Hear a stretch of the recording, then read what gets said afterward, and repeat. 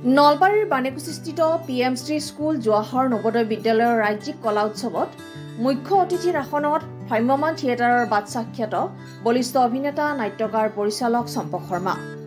নলবাৰীৰ বাণীকুছিত থকা পিএমশ্ৰী স্কুল জৱাহৰ নৱোদয় বিদ্যালয়ত দুদিনীয়াকৈ বৰ্ণাঢ্য কাৰ্যসূচীৰে অনুষ্ঠিত হৈছে ৰাজ্যিক কলা উৎসৱ।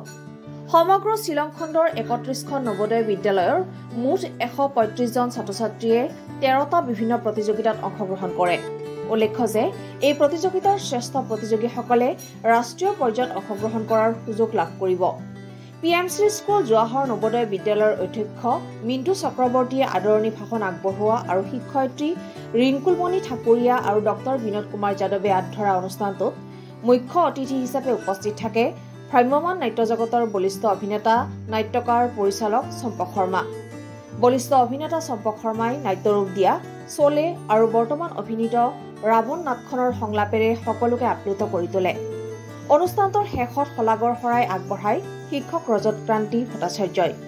আনহাতে অনুষ্ঠানটো সাফল্যমণ্ডিত কৰি তুলিবলৈ আটাইৰে সহযোগিতা কামনা কৰিছে শিক্ষক জন্মনি কোচে।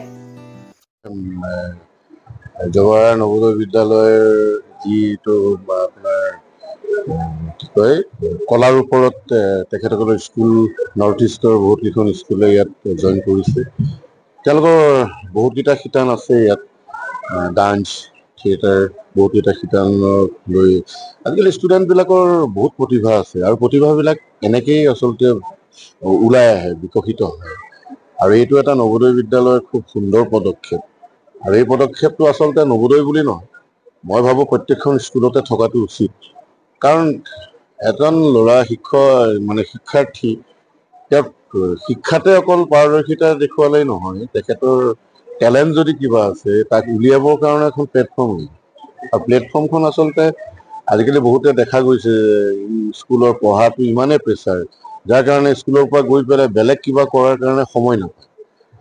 যেনেকৈ খেলিবলৈ সময় নাপায়, এনেকুৱা ধৰণৰ গান বাজনা এইবিলাকৰ কাৰণে সময় দিব নোৱাৰে।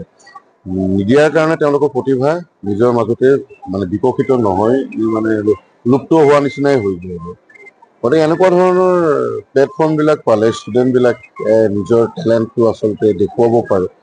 আৰু কোনেও নাজানে আজি এজন ইয়াৰে ষ্টুডেণ্ট বিশ্ববৰেণ্য, তেওঁ এজন কিবা বিভাগত শিল্পী বা কিবা হয় ভকেল লাইনতে হওক, ডান্সতে হওক, তেওঁ বিশ্ববিখ্যাতো হৈ ওলাই আহিব পাৰে। গতিকে তেওঁতো জানিব লাগিব তেওঁৰ ভিতৰত যে ইমান টেলেণ্ট আছে। আৰু সেই টেলেণ্টখিনি দেখুৱাবৰ কাৰণে এইখন যিখন প্লেটফৰ্ম বনাইছে জৱাহৰলাল নৱোদয় বিদ্যালয় নৰ্থ ইষ্টৰ বেছ কৰি পেলাই যিটো বনাইছে, ইয়াৰ পৰা চিলেক্ট হ'ব নেশ্যনেল, তাৰ পৰা আকৌ চিলেক্ট হ'ব। গতিকে খুব সুন্দৰ পদক্ষেপ। আৰু এখেতসকলে মতাৰ কাৰণে মই আহিলোঁ আৰু আহি খুব ভাল লাগিছে ইয়াত।